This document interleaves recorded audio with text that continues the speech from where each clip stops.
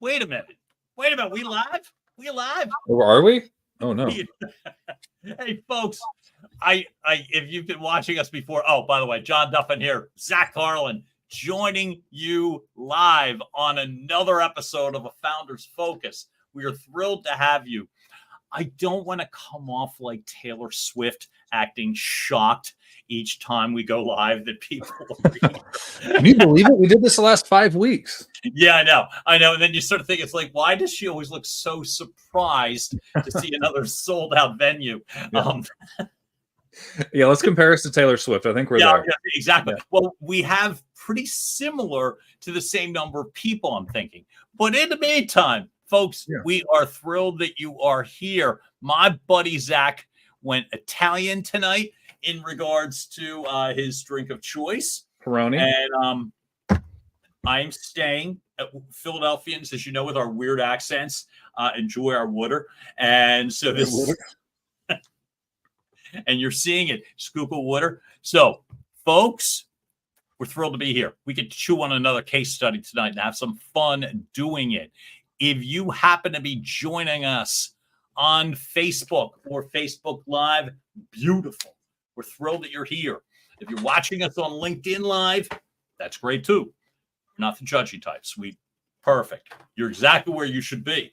And if you're watching on YouTube Live, that's money. We ain't playing favorites, but we're really glad you're anywhere you're here. Just makes us happy. So we are delighted. Zach, what the hell are we doing here tonight anyway? I don't know. Well, apparently we're alienating everybody on LinkedIn.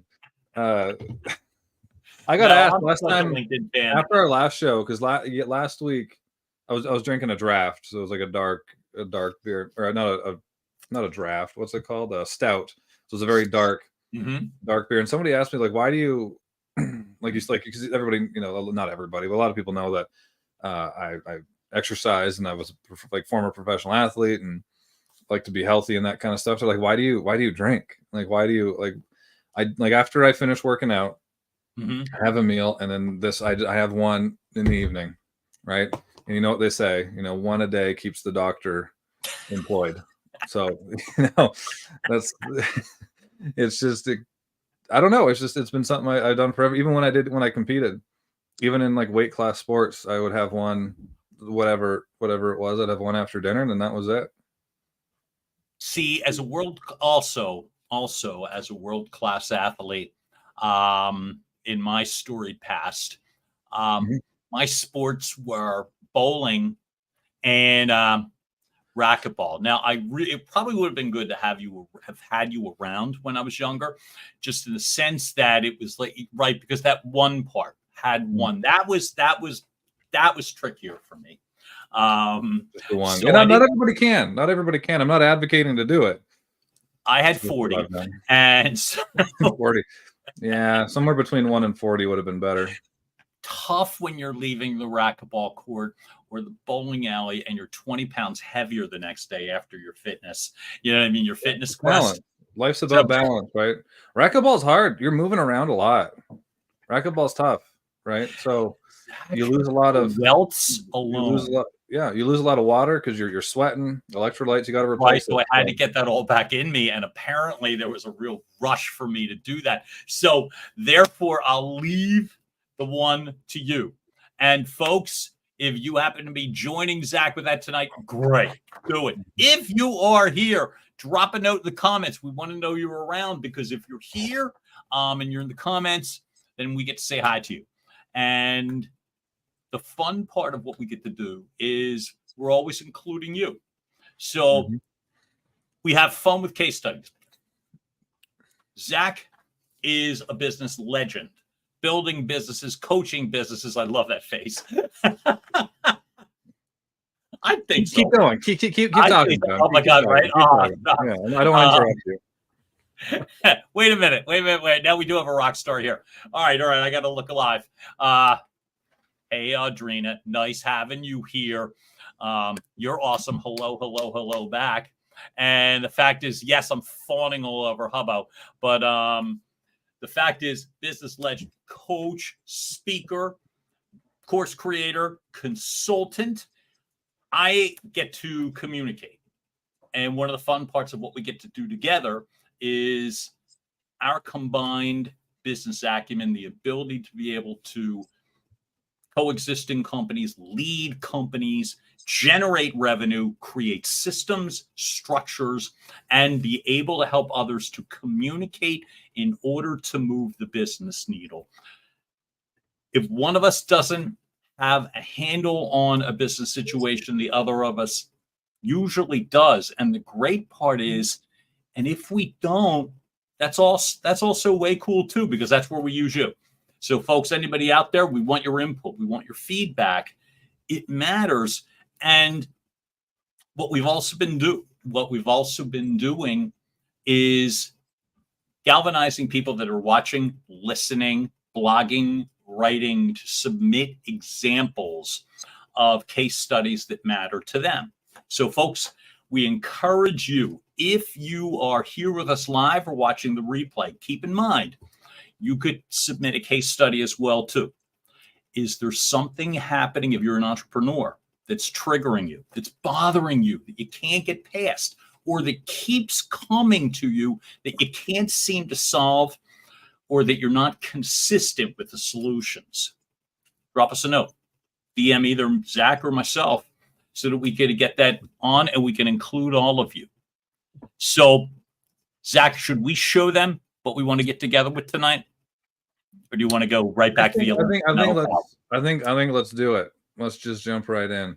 I love it. I like this case study today because it's a little bit different. And we had a few people submit a couple pretty cool little case studies and questions and that kind of stuff. And the reason that we picked this one is because it was just a little bit of a different topic, a little bit of a different feel than some of the other ones. And we don't want to be talking about the same thing every night. We want to keep it somewhat fresh. Obviously, still within the world of business. We'll get into some crazy topics maybe down the road. But for now, we want to keep it business focused and be able to bring a lot of value. And I know that as we go through this case study, there'll be a lot of similarities and takeaways into different industries. This one again is in the construction, home improvement industry. There are home improvement and project management. You know, managing cash flow, customers, and contractors, that kind of stuff, materials, right? There is like software development or IT and that kind of stuff, right? So there's a lot that you can take away from this one.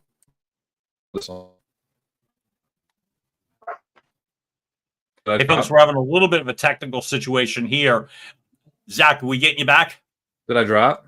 For a moment, yes. This is so there's a storm a brewing, and we use Starlink for our internet, and Starlink is amazing, except when there's a big storm coming. But it's doing really well, actually. It's right over top of us. You just did great. It's actually doing really well.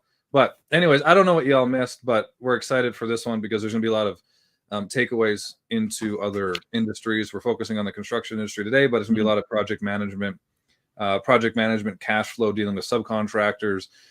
You're, as a business owner of a small business, where should your focus be when you're dealing with, when it's a project focused business, as opposed to kind of the flywheel, continuous door of products and services.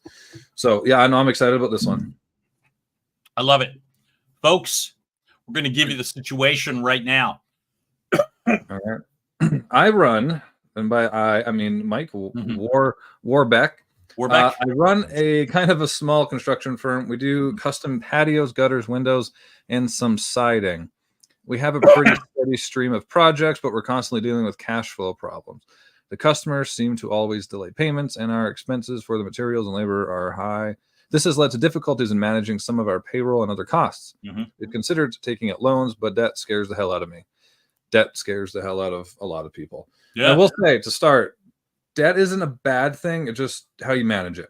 I'm not going to get into that because I'm not a financial advisor, but I would maybe get some insight into how to use debt appropriately for these types of things. But to start, who wants to start? You want to flip a coin? Rock, paper, scissors? Was that you flipping a coin? That was me. That's how you flip a coin, like that? You don't use your... Do we have like flip it in the air? Yeah, but how do you flip a coin in the air? We need to have a separate show and show you how to flip a coin. All right, sorry. Wait. All right, rock, paper, scissors. All right, ready? Yeah. Ready? 1, 2, 3, go. You got to do it in the camera. I'm scissors. Okay. You go first, John. You go first. That wasn't scissors. That was like laser pointers. I didn't want to go first. That was laser pointers. You go ahead. You go ahead. Start us off. I'm fine. I'll try not to embarrass myself, but I think I already did. However, here's what we'll say. Let me see if I can redeem myself. Small companies, and before we hit the live button, I had a couple of examples, and then conveniently forgotten my own. So I'll lead with the fact that, look, if you are a one-person company, if you are a small group, subcontractors, 1099ers, if you are lucky enough to have some paid staff, it's amazing the similarities that you can have. I love when Zach just said that debt isn't a bad thing. You just have to be good at managing it. Way easier said than done. I got to tell you, I'll speak to the experiences that I had being part of a small company, being part of a larger company that was really new, and then running my own company.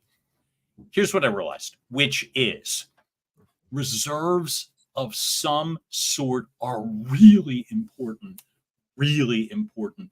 And the first things I think about are, if you are navigating business loans, if you are navigating any sort of a reserve, my number one suggestion, which most companies don't do, is to have reserves put aside. Primarily because nothing scares off clients than getting dunned for money. So if they're not paying within 5 days or 10 days and they're getting leaned on, like it's like you're the credit bureau, that scares off customers. But you still need the funds. You still need the funds. So one of the very first takeaways I would say in terms of the communication process, communicating the fundamentals, is that it's every department's responsibility to be aware of the fact that cash flow has to be coming. This is not a case where the salespeople dismiss it because that's not their job. Oh no, that's the accounting people's job. Every department should be aware of the importance of why cash flow matters. Not everybody has to become a collections agent. However, everyone has to be aware of the importance so that certain departments are either deflecting or ignoring situations, because coming at people as if there's a problem creates a problem. Staff, if they are a part of a company, do not want to feel under such a pressure cooker that if we don't make this collectible, that I won't get paid. And that's how you lose employees, because they feel like that they're part of a sinking ship. So the number one thing I would say is, if you're able to navigate reserves, have them, because reserves enable you to buy additional inventory, enable you to pay your employees, enable you to, in essence, begin the path of business growth so that you're not waiting for every dollar to come in before you're able to come out. So, but as part of your company culture, as part of the communications process, everyone should be aware of the importance of collecting. Department meetings, we may come to your department to help us in the collections process because it helps us to grow as a company. So right off the bat, I'd have a reserve if I could. If I can't have a reserve, I'd keep everybody in the loop that it matters. Not in a panicky situation, but if we want to grow this business, if we want to be in a stronger place than we were 6 months ago, it's important that we collect what is billed. So that's a starting point for me. Yeah, you got to get paid. You got to get paid. It's a weird thing with business, right? You got to get paid for what you do. For me, where I'd start, I mean, first of all, why I would start with the cash flow problems, because cash flow problems, you solve those, they solve a lot of other problems. Okay, kind of a cascading effect, right? So if I'm looking at this, he's a small business owner. I'm assuming he is probably marketing. He's probably also project management. He's also, vetting ID. I mean, he might be using, unless he has a W-2 crew, which if he's a small business right now, I doubt it at this point. Probably does, he does, right? But he's dealing with subcontractors, so he's constantly vetting subcontractors. And then the problem that you will face here is if you are relying on subcontractors and you have a few, there's a few projects where, maybe they don't get paid right away, or you have to pay them in different increments than was initially decided on. That type of information gets shared with other contractors. It's a smaller community than you might think, right, of different subcontractors, especially if you're in a city or in a region that's not super densely populated or anything like that. But even that, that information gets communicated, right? So now you have some higher level subcontractors maybe saying no to you, and you have to bring in, you're just getting who you can to get some of these projects fulfilled on, right? So with that being said, you're having to wear so many hats. So what usually will slip is purchasing materials, making sure you're vetting the right type of subcontractors, making sure that your processes are being fulfilled, because you have so many other things going on that you can't stay on top of them. It's like, hey, did you make sure that you collected? Did you make sure that you gained referrals? Did you get referrals from the customers and clients? Did you make sure that you reminded them intermittently as we hit certain stages of the project to make sure that payments were made on time? Then also I'd look at what type of, what is your payment process as well? Like, there's a lot that goes into this. Like, what is your payment process? Do you use like a third party finance company? Right. If you only have one, maybe look at a few more and make them compete against each other. Because usually if you only have one, you become almost a commodity to them, and then they can push you around a little bit when it comes to like the chops, which is them taking money off the top from your deals. But I would look at, where's the cash flow problem truly coming from, other than you just have a cash flow problem. And a lot of times in this case, if you are dealing with subcontractors, especially if you haven't had time to vet the subcontractors, or maybe you're just not attracting solid subcontractors, you will look at, like, they're running their own business, right?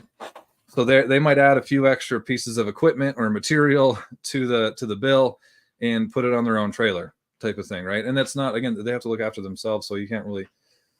No, you can. I mean, that's shady. I was trying to be politically correct, but no, I'm not. That's shady as shit. They shouldn't be doing that, but it can happen. It can happen, and that's because you're not vetting them properly. Maybe you had to get them last minute, and also you're focusing on a lot of different disciplines within the home improvement. Like, you're doing custom patios, siding, roofing, window. Like, now you're dealing with a lot of different places to get materials too. You're dealing with a lot of partners. Like, a lot of your cost of goods sold is going to be a little bit different. You're always looking at different vendors to get lots of shady people out there. Yeah, that's very true. Rosalie McKenzie, welcome. That's exactly right. We're not judging, but I'd have to say you got a good point. But it happens. But you have so many,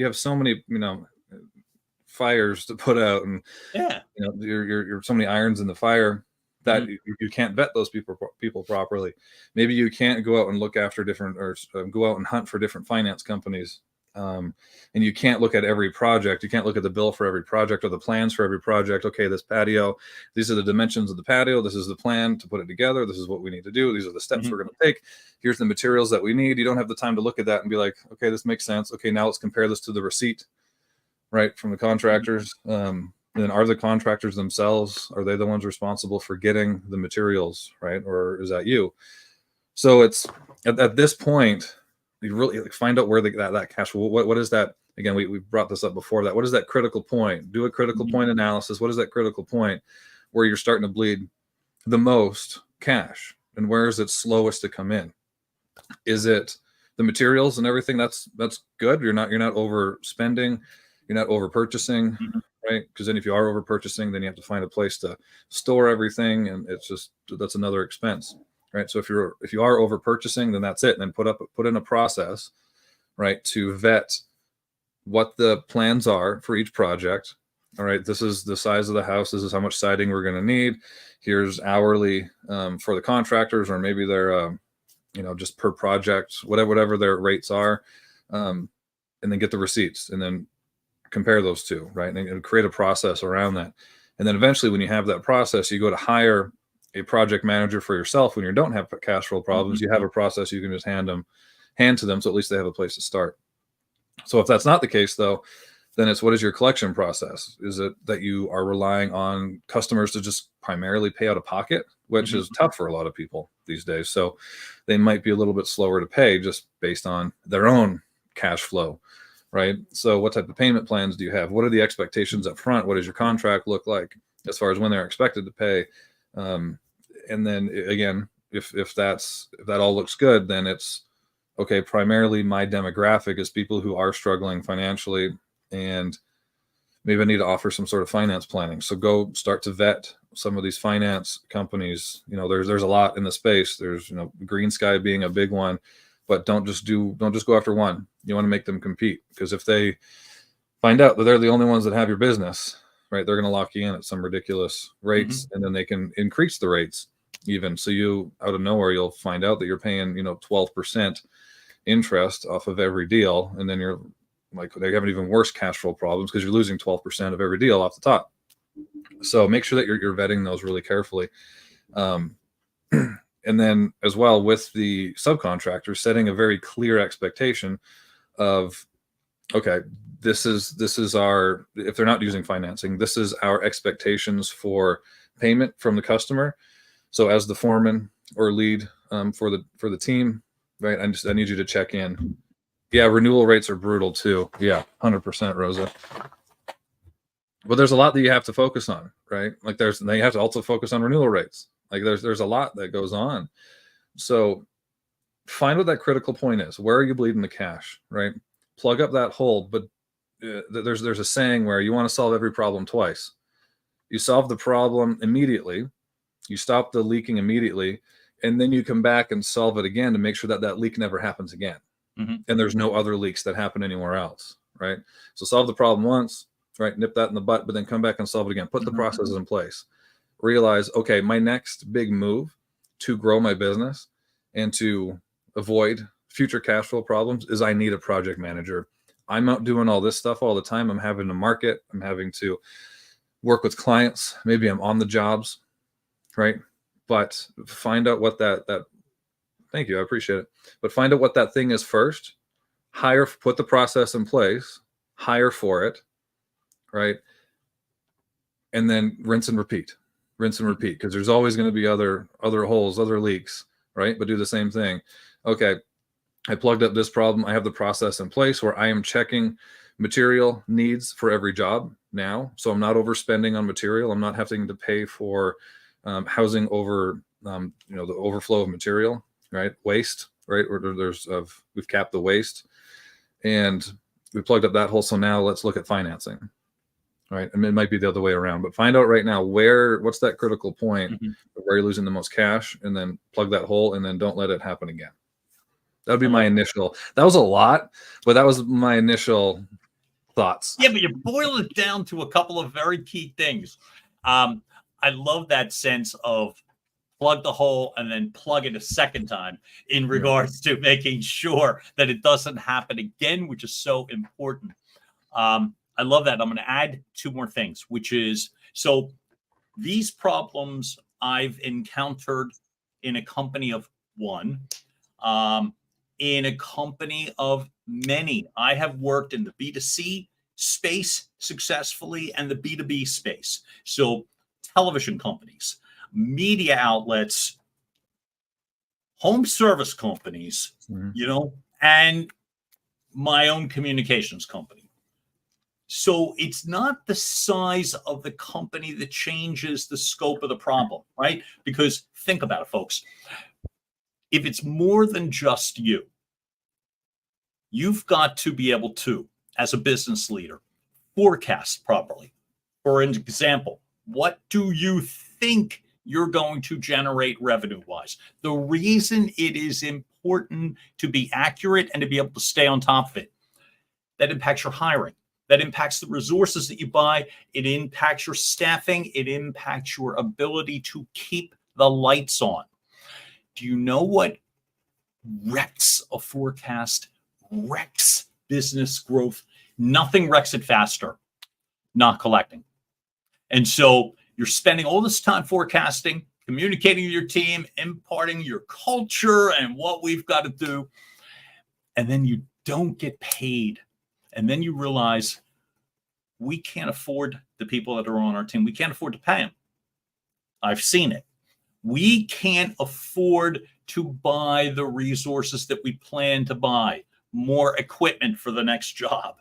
More, we just took an estimate and we just got this huge project and they want to begin next week. Well, what the hell are we going to buy the stuff with? It's like we're tapped. Nothing shuts momentum down like a poor collection model. So the forecasting allows you to see what's possible. You stay on top of that, but collections will kill you. I remember for me, I'll give you an example. So for myself, I was working for a television company.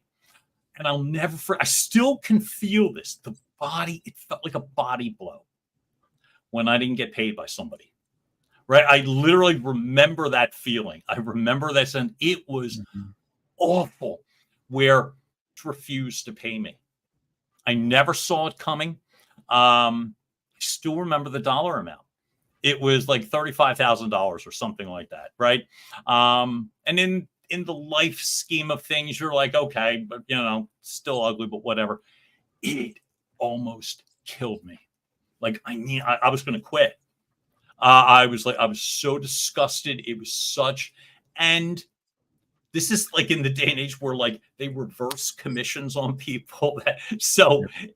But it also impacts a company's ability to either carry out the plans that they had promised or to grow. So somebody has to care about collections, and they have to care about it in advance. In a perfect world, you're hiring project managers, you're hiring a collections department.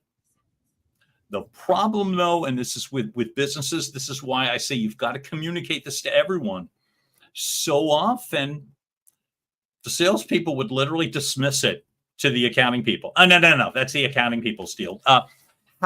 And I'll just make up a name, Bob the accountant. Have Bob call whoever.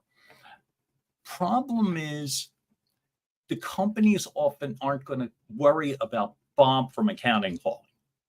And so you don't get paid. Payroll is delayed. Salaries are impacted. Your ability to hire is impacted. Your ability to keep staffing is impacted. Your ability to generate business is impacted. And so with that being said, and I'm looking at Tommy Kenyon's comment about, like I said, setting up events, paying for equipment, jobs just grind to a halt unless you've got the reserves. And in this day and age, not everybody has them. So, like I said, I remember, like I said, work for television companies where, like I said, it was just, it was such an ugly process. So, and the fact is, right, it's always somebody else's responsibility until the fire alarms are going off and you're like, okay, the client's not answering the phone anymore. Now what are we going to do? We've got future jobs in play and we can't buy the materials to move forward for the job. So that's why I repeat, it is imperative that not that everybody becomes collection agents, that everybody is aware of the importance, or even better, understands the process. Here's how this is going to go. We are net 10, net 30, have a very full understanding. Clients pay when they feel like it, when they take every bit of rope that you give them. And so you've got to understand, you may say, we're net 10. And the clients will be like, well, that's nice, but if you want the business, we're net 60. So reserves, communicating the process to the clients, to your teams, that everyone is aware of what's going on so that things don't escalate out of hand. And then all of a sudden you're plugging those holes and chasing after people. And Zach, you alluded to it before, that sense of it's like word gets around if people aren't getting paid. You know what I mean? Word gets around. Slow pay, no pay, problem with that, people get it. So, and people talk. So with that being said, it's really important that everyone understands from a culture perspective that nothing moves, companies don't grow if we're not collecting what we're billing. We have to. And we may need to include you in on the process. It's the last thing I want to do. When I'm talking to my teams, it's the last thing I want to do is even have the conversation. The last thing I want to do is take a salesperson, an executive, a sales manager, a project. The last thing I want to do is take them off of, to me, what's a forward-facing job, to walk backwards, to collect. But it's got to be done. It's got to be done. Because, again, all growth comes from the revenue that's coming in. Well, and it's interesting with collections, it's the increased likelihood that a customer or client will pay on time happens to start with your marketing. It starts with your marketing, because is somebody more likely to pay you on time if they trust you, right away? And that's what marketing is, right? It's gaining trust before the product gets to your doorstep, or before the service is fulfilled, or before the project is fulfilled. So those marketing steps should be ingrained throughout the whole process. The whole process, right? So if you're a company who doesn't have great reviews, you don't have great testimonials out there, or you have very few, right? And you got picked solely on price, right? They're not going to trust you, and they will hold back payment until they know that their patio can hold up to their July 4th party. Right? More likely to happen, right? But if you have that front-loaded trust, right, people are more likely to pay you before the project is even done. Because then if you do have the trust, if you do have that pool of proof, so to speak, then people are, to Tom Kenyon's, he just had this conversation come up in his head when setting up events, paying for equipment and overhead. If you have a huge pool of proof ahead of time, right, and you've developed that trust through your sales process, through the marketing, right, their interactions with your team, right, they have a project manager showing up to their door, or you're going to their office to plan the event, or to plan their new patio or their siding, and they feel like, oh man, I'd trust this person with my kids. Like I would trust this person with my life, right? They're much more likely to say yes when you say, okay, and because of that, we really want to make sure that we do an amazing job, right? And we want to make sure that we can get the top materials, and we have the best contractors working on your project. We have a policy where it's half up front, half after the job's done. If you have that pool of proof and you've built that trust up front, they're more likely to say yes to that. But you can't do that unless you have that. You can't do that unless you have all the testimonials and you have this trust built up front. And that trust is being snowballed throughout your sales and fulfillment process. And then they will send referrals too. So I love this. So like I said, if we walk this backwards, so say you're a company and it's August, so we're going to say it's the beginning of August and you're working out, say, your fall campaign. What systems, I have a couple thoughts on my end. What systems would you put in place for a company if, say, they're starting, I don't mean starting their business now, but say turning over a new leaf of efficiency, something like that, right? So that, hey, we're going to not be as reactive in this process anymore. We're going to plug. What would you say would be the first couple of things that you think that would make sense to do in the process rather than just wait for the next situation to come up? Would it be talk to the customer first?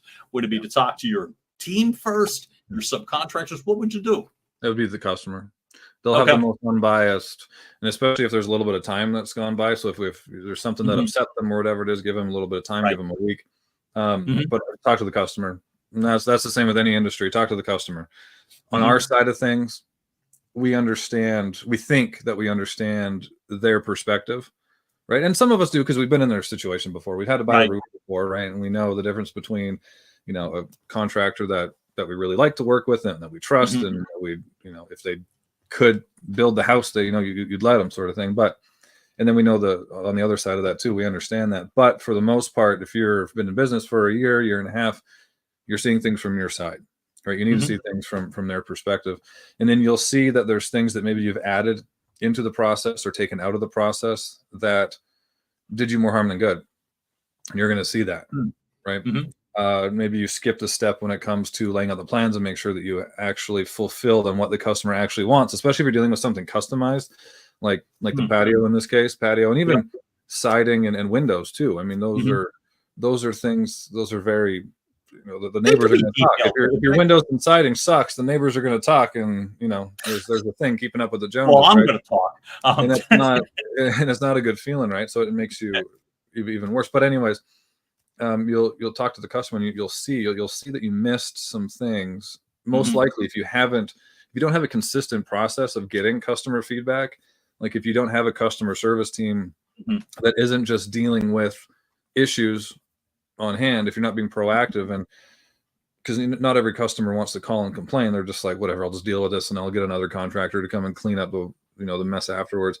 But if your customer service team, if you have the process of maybe following up with customers, days, weeks, months afterwards, and getting their feedback, right? And if they do have a great experience, getting those referrals and those reviews, right? But you'll get a lot of information. That data that you can get from a follow-up process with your customers is huge, with being proactive with dealing with problems, but also not even just problems, but how can you incrementally improve going forward, right? If you're not growing, you're dying, sort of thing. So how can I incrementally improve? How can we improve our process? How can we, decrease, the fundamental cycle times, which is from purchase to completion? What can we do to, even if we cut it by a day, that means a lot to some people, right? It's a 2-week project. We cut it down by a few days. It means a lot. And then that's over a year. I mean, if you cut down a bunch of 2-week projects down to 10 days, that's another 10 projects you can do a year, right? So those little incremental steps. So it's got to be the customer, and then creating the processes to be proactive with getting that feedback from the customers. Because to Rose's point, they'll send referrals too, but they're busy. People are busy, right? They're not always going to know it, or you're not always going to be top of mind, right? But if you follow up with them, they're like, oh yeah, no, it was really amazing. Oh, by chance, because we able to provide you a great service. By chance, do you know anybody else who's maybe looking for siding, roof, windows, or a patio, or whatever it is? Like when we were there, we saw your neighbor's patio was falling apart, whatever. Now I'm just talking shit, but you know what I mean, right? Is putting those little things in place. But again, in this case, if you're a one-man show, right, and maybe you don't have that, right, you have to find out what's going to be the highest value activity for you to do, right? And talking to the customers is always up there. I love it. And as I was going to say, and the theme that you are laying in place, which to me is a central theme, period, is it's always an element of being proactive. Always. Now, as you're saying that, and I'm just being reminded of the simple fact, as we talked about in the beginning, and it's just the most basic of common sense, you do a job, you get paid. This isn't charity. This isn't asking for favors or call-ins or whatever. This is typically the way things work. You do a service. We provide advertising, communications, patio, siding, roofing, whatever. Well, then you in turn pay us, and that's typically how it works. So in the communications, in this, obviously it's different. It's the same theme. It's different messages to different people, to the customers in terms of speaking first. It is a matter of, hey, look, the expectations for us are we're going to come in and we're going to crush this. We're going to deliver an amazing experience for you. That's the expectation. We're going to stay with you every step of the way to make sure we do exactly that, because the only way we're going to know that is you telling us that. And so we're going to keep checking in, and we're going to keep. So as you keep checking in with the customer, you get the opportunity to, as Zach said, ask for referrals, remind people of next steps, remind people of your process, and you're earning it based upon you're meeting, you're exceeding their expectations. And there's no bad surprises. Mm-hmm. When you are talking to your teams, you're not acting desperate or needy. You're simply bringing up the point, the way business grows. We forecast, we execute, we deliver, we get paid. That's how it works. That's how business works. It's pretty in that regard. And so there's not that many steps to remember, but all of those are critically valuable. And we can't fall short in the forecasting. The project management, the execution, I think I added an extra step, the execution and the collections of it, which means be aware. All of these things have to happen for a complete job. And so to garner more jobs, each of those steps have to happen. We may bring you in, but here's the way the system works. Talk to your clients, stay with them, make certain there's no bad surprises, so that people aren't feeling internally that you're dumping responsibilities on them that they don't think are theirs. Well, I'm not the collections person. I've heard that happen from a manager side, from a salesperson side. Why you have me collecting? I'm not the collections. Again, it's just being proactive internally and externally, because when you're playing catch up, hey, did anybody realize that so-and-so didn't pay? Well, you better call them. That's the last thing you want. Terrible. There's something to your point, and actually Rose's earlier point too, which is, it's always someone else's responsibility. In a small business, if you have people that are saying that, like that's the reddest of red flags for me. Like they're gone like immediately. If someone said that's not my responsibility, like you're gone.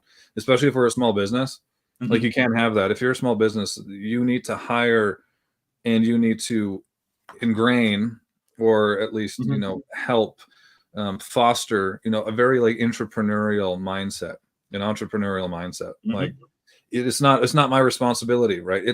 We're growing a business, right? And I need you to have that mindset, that startup founder mindset, especially if they are like a subcontractor, because technically they have their own business. They have their own LLC, that they're a business owner. So as you're bringing people in, right, they have to have that entrepreneur mindset. They have to, right? I'm a manager. It's not my responsibility. It wasn't on that thing that you made me sign when I started. It wasn't on there. So no, I'm not going to do it. It's like, all right, you just made my decision really, really easy. But I mean, but it's also, you can't blame it on them at that point. As the leader, that's on you, because you didn't hire for it. You didn't foster that. That's it. You didn't set that expectation really clearly. So it is on you as the leader. It doesn't mean that they're not a dickhead, but it's on you for a leader for hiring a dickhead. And then in this case, if we're looking at this case study, he does a lot of different disciplines, right? There's roofing, there's siding, windows, and then the custom patios. Some of them you can say they're similar, right? Siding and roofing. Okay, fairly similar, right? From somebody who doesn't completely understand the ins and outs of what it takes to do siding and roofing. They're fairly similar, right? But windows, custom patios, those are very different disciplines, so to speak, right? So as you grow, one thing I would say is don't totally like decentralize and make, so okay, we have the finance department over here, they're over all finance, and then we have sales, they're over all sales of all the window, custom patio, and all these types of jobs.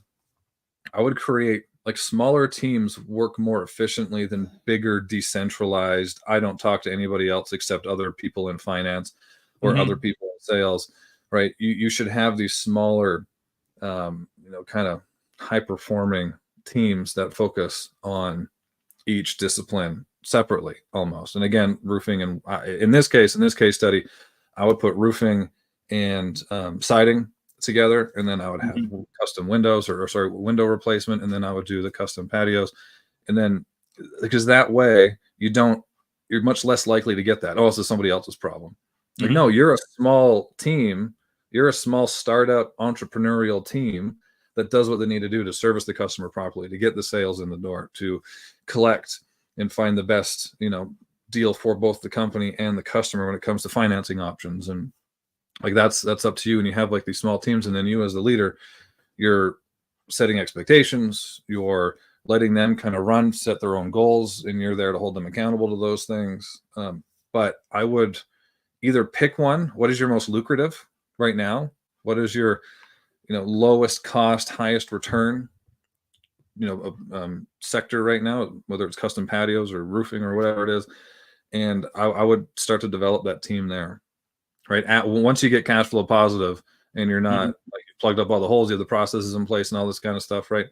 But I would have a team that focuses on that, right? And keep that, foster that entrepreneurial mindset and set those expectations up front. And when you're hiring, that's something that you need to look for, is hiring, especially in this type of business, and until you're like an Anderson, right? They're huge, or $1 billion+ company, right? That's a little bit different, but if you're staying small and nimble, use that to your advantage, right? Don't decentralize. Get small. Keep those teams small. You have a customer service person, a couple of customer service people. You have a couple sales people, right? You have somebody like a project manager managing the contractors, right? And keep them nimble, right? Keep them nimble and keep them communicating. And you have to foster that. Zach, you're bringing us something. So in the midst of my career at working with large organizations, $1 million or multi-million-dollar client projects, layers upon layers as regards to corporations, how to construct teams within teams was a never-ending project. Like, do we build a team around a client category? Do we build a team around geography? Do we build a team around whatever the medium could be, whether it was television specifically or radio specific or one of each in Philadelphia? And so there was this constant sort of build and rebuild in regards to the ways to optimize teams. And when you were talking, one of the things that was coming to my mind was what I really liked what you were saying. And what I would also add would be this. I think one of the ways that you could now put killer teams together right now would be literally maybe they wouldn't all necessarily need to be in one category, but it could be in essence have certain people that are from the sales crew. And I don't mean everybody. I don't mean just the good ones or just the one. I'm just saying a couple of salespeople, project manager, collection person. You're the person that is handling the nuts and bolts. If it's a B2C project, like you're talking about, like patio, like who's ordering the supplies, who's showing up on duty. I feel like one of the ways that you could do this to optimize efficiency would be to, rather than silo departments, it's the exact opposite. Within organizations, pulled together by, whether it's by account or by a series of accounts, so that nobody is getting overwhelmed, but there are people, there are arms that can handle all of it, rather than the salespeople here, the service people here, the project managers out there, the HR people over there. Do you know what I mean? And I feel as if in terms of the communicating of it, you could do this in a number of ways where it is easier to keep the communications going, so that when you are speaking to the client, it doesn't feel like you're shouting from 50 yards out, and the client doesn't feel like they've only got one point. I don't know, because so often the clients want one person to speak to, and don't want all of the departments right here. But my thought is, I really think companies could help themselves tremendously if there were groupings of teams, smaller groups, so that no one was getting lost, from the client to the department heads, to the staffing, to the inventory, to the salespeople, to the collection people. And so rather than one person handling 3,000 accounts, you're building it from a series, smaller teams within an organization. Yeah. Well, and even in some of these industries, and we talked about this before, I think a little bit last week, even in some of these industries like the construction, right, where it's typically has been in a slower moving market. And by that, I mean like innovations and changes happen a little bit slower. That's almost out the window now because there's so much changing all the time. And it might not be specifically with how they fulfill with their clients and customers or whatever their specialties are, but it's how they go to market. How do they, like, operationally, how do they function within? How do they, like, marketing tactics, sales tactics, you know, internal software functionality is advancing so fast and it's so quick. So now there is a big difference between a company who stays nimble and adapts really quickly to those things and companies that don't. There's a huge difference now. It used to not be a huge thing, but now the difference is the company that stays nimble and is able to experiment, fail, but learn from it really, really quickly, and then find something that works and then hit it hard, right? So they will stay flexible. They are so far ahead of companies that make big bets and make these big changes right away. Or sorry, they make big changes all at once, right? And they're not even sure if it's the right change because they weren't flexible enough to be able to make those little micro experiments or to partake in those little micro experiments. And you can't do that if you're a decentralized company where nobody speaks to each other and knows what each other's doing. I mean, I worked with a company who, when I first went in there, and they're not a big company either, like especially and they're in the construction industry. They're not a huge business either, but most of these people in sales didn't have a freaking clue what customer service even did. No idea. Care. Which is insane, which is absolutely insane, especially knowing what I know now is absolutely insane. So you're seeing a lot of these companies. This is the same with any industry. Sure. Construction, software, IT, fintech, financial tech, all these types of businesses. They're going towards the successful ones are nimble.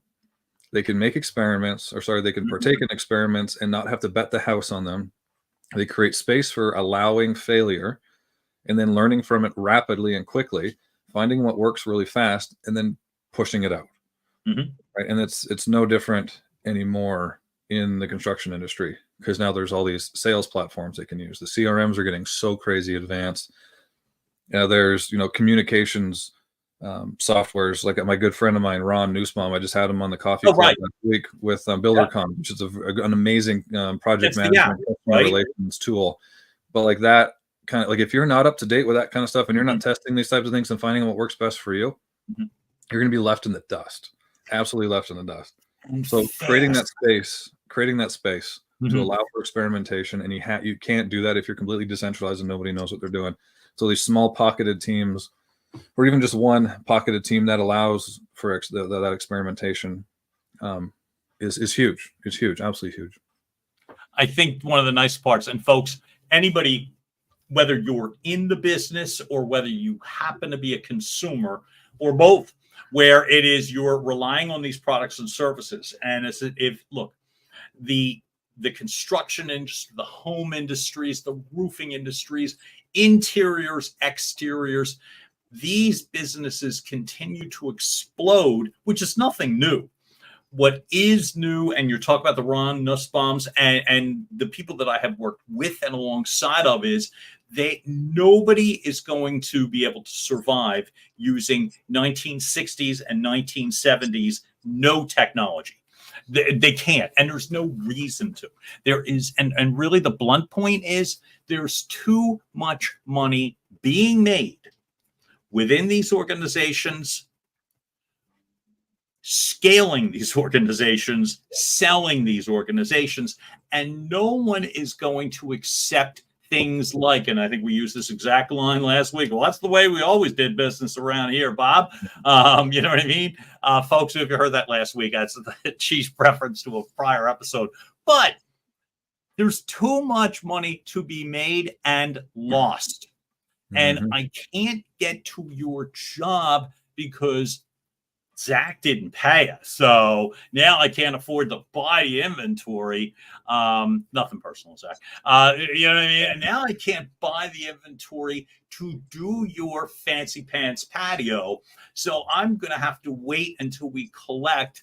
And the response is unanimously always the same, which is, that's great. And I'm now going to go to somebody else because I'm not waiting 15 minutes. So it's not just a matter of doing things fast, it's doing things right. How do you do things right? Have the resources to do it, have the systems in place, no bad surprises.